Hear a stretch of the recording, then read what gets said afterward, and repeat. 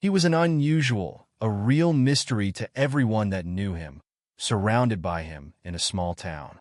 Among the cats, Hatika stood out not only for his behavior, but also for an uncommon appearance which immediately drew one's attention. Hatika had thick gray fur with white spots of different shapes and sizes.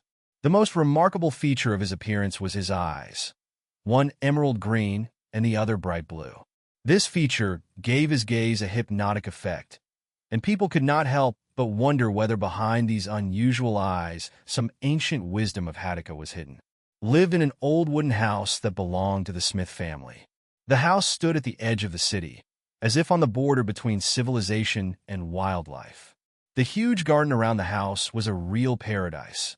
Fruit trees and berry bushes bloomed there, forming an ideal shelter for small animals and birds. Behind the garden, a thick, dark forest began. It was frightening and at the same time maniacal with its mystery. Smith's seed adored Hatika and admired the special character and abilities of the cat.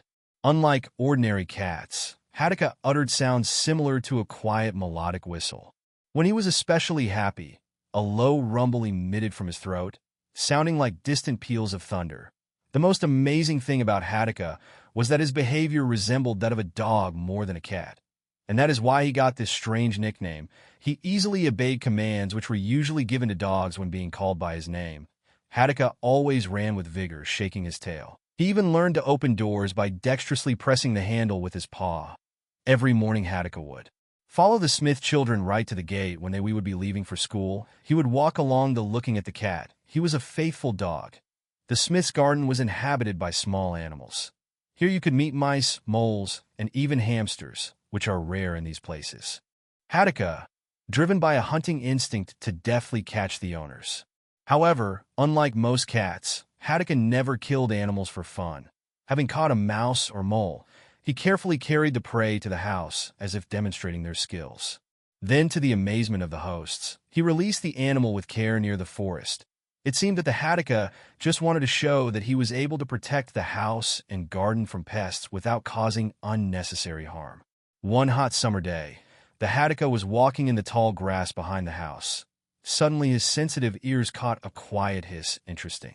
Carefully parted the grass with his paw. What he saw made him freeze in place. In front of him lay a tiny snake no bigger than a pencil. Its scales shimmered in the sun, creating an incredibly beautiful pattern. The snake's small eyes looked with fright at the huge cat in comparison with her. Hatika could have easily killed the snake, but instead he did something amazing. With extraordinary care, he took the snake in his teeth, trying not to harm it. Then he carried it to the thick raspberry bushes at the edge of the garden. There, among the branches and leaves, Hatika made a cozy nest for the snake from dry leaves and moss. From that day on, an unusual friendship between the cat began, and every day the snake Hatika brought food to his ward. Insects, frogs, and small fish which he caught in a nearby stream. On cool nights he warmed the snake up with his body, saving it from the cold and protecting it from any predator. Gradually the snake got used to its unusual care and ceased to be afraid of him. She even began to crawl out of the shelter when she heard the arrival. Weeks, months passed, and the small snake grew. To the surprise of the Hitchik, he grew much faster than he had expected. A few months later it turned into a large snake, and then something amazing came to light. It was a real cobra whom he had never met before. Nobody could explain how cobra appeared in this small town, so far from her natural habitat, and one could speculate that she might have escaped from some private collection or from some traveling circus. But anyway, now this cobra lived in the garden and considered the Hatika her family. Despite her impressive size and potential danger, Cobra was gentle with her guardian cat. She would coil around his paws where he stopped when Hatika resting in the shade of the trees. Cobra sat next to him and often put her triangular head on his back, as if looking for a haddock, showing amazing wisdom, taught the cobra to stay away from the house and people. He seemed to explain to her that people can get scared and hurt her. Cobra seemed to understand this, and began to live in a dense thicket of raspberries and blackberries at the far end of the garden. These thickets became her home and fortress. From where she crawls out, she caught mice, rats, and other rodents that could harm the garden. Her presence created a kind of balance. The amount of pests in the Smith's garden considerably went down, which gladdened the host's hearts. Smith family, of course did not suspect the unusual friendship of their cat. They only wondered why almost no rodents remained in their garden. All merit was ascribed to Haddock, whom they praised for the great work he protected their garden. And no one could even think that the cat had such a strong helper in this question. Years flew by, and Haddock gradually began to grow old. His movements became not so swift, jumps weren't as tall as before. He could not hunt so skillfully anymore for mice as before, but Cobra, as if she understood the condition of her friend, was always there, ready to help him. Now Cobra took care of the Haddock, bringing him small animals which she caught during her night hunts. Sometimes the Smiths found dead mice and other rodents on the doorstep of the house and wondered how their old cat still managed to hunt. They did not suspect that all these were gifts from his faithful snake girlfriend once the quiet life of the Haddock and his unusual friends was violated. Unexpected event. A new one moved into the neighboring house. Family. They had a big, nasty dog named Rex. The dog was notorious for his ill temper. He loved to provoke fights with other dogs, and not seldom offended the neighbors' cats that ran away in fear when he appeared. One very hot summer day, because the owners didn't close the gate, he managed to get into the Smith's garden. He caught up with the smell of an unfamiliar cat, and he just felt a need to explore foreign lands. While he was enjoying basking in the sun, lying on an old bench close to the house, dozed, unaware of the approaching danger of his sudden sensitive hearing, caught the heavy footsteps of the approaching dog. The old cat tried to run away, but his paws moved too slowly. Rex, seeing the Haddock, grinned and rushed to attack. He quickly caught up with the cat and pinned him to the ground with his massive paw. The dog's sharp teeth were about to grab the throat of the defenseless Haddock, when suddenly a loud, threatening hiss cut through the air. A huge cobra crawled out of the thickets of raspberries. Its scales glittered in the rays of the sun, and the eyes burned with fierce fire. The snake straightened up, spreading his imposing hood. It rose almost a meter above the ground, representing the formidable, and Rex froze for a moment, amazed by the unexpected appearance of such an unusual enemy. His hunting instinct fought with the instinct of self-preservation. He had never before encountered such a creature. Cobra wasted not a second, let out another threatening hiss, and moved swiftly forward, covering her Haddock with herself. Her movements were smooth and graceful, at the same time filled with deadly dangers of sure from the initial shock. When he felt he could handle this weird adversary, he released the Haddock and, with a deafening growl, hurled himself at the cobra. His huge jaws snapped in the air, but the snake proved to be amazingly deftly. The cobra adroitly dodged the dog's attack. Its body arched, and it struck with a flash blow right into Arthur's face.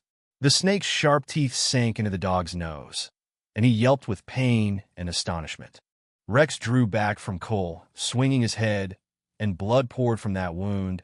There was something going in his eyes, too, obvious confusion. He clearly did not expect that his opponent, it turns out, to be so fast and dangerous. Cobra didn't develop her advantage, instead crawled away with herself. Haddock, her hood was still spread out if the dog dared try again. On the noise, Elias, master, ran up, saw a huge snake next to his wounded dog. He froze in horror, eyes wide with fear and disbelief. He couldn't believe in the reality of what was happening. A huge snake. He shouted 5 times back and frantically tried to find something that Cobra could defend himself with. If he heard the man's cry, slowly and majestically crept back into the bushes, as if she understood that the appearance of people could mean even greater danger. Before disappearing into the thicket, the snake threw one last glance at the Haddock, as if to convince him that everything was all right. The Haddock, still trembling from the fear he had experienced, slowly rose to his paws and, limping, walked towards the house. Still in a state of shock, he hastily called to his dog Rex from Cole and, tucking his tail, quickly returned to the owner. The blood continued from his wounded nose, and there was genuine horror in his eyes. Without wasting time, the man grabbed Rex by the collar and hurriedly led him out of the Smith garden. He looked around every now and then, fearing that the snake might return. Quickly spread throughout the area, many did not believe Han's story. The Smiths, hearing this story, began to take a closer look at their garden. They noticed that Haddock had begun to spend more time in the far corner of the garden near the dense thickets. It sometimes seemed to them that they heard strange hissing coming from there. After this incident, The behavior of local animals clearly changed.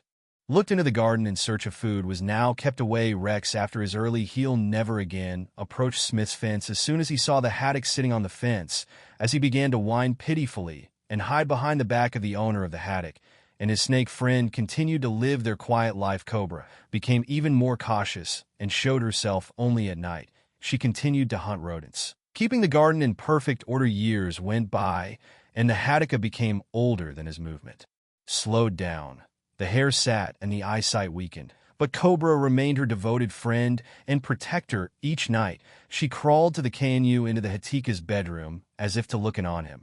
As it were, when the haddock died, the Smiths buried him in the garden under an old tree. After the death of the haddock, the Cobra continued never to be seen or heard from again. She vanished forever, it seemed, having fulfilled her duty to a friend. This unlikely tale of friendship between a common house cat and a giant cobra became a local legend, reminding people that real friendship can arise between a variety of creatures, overcoming all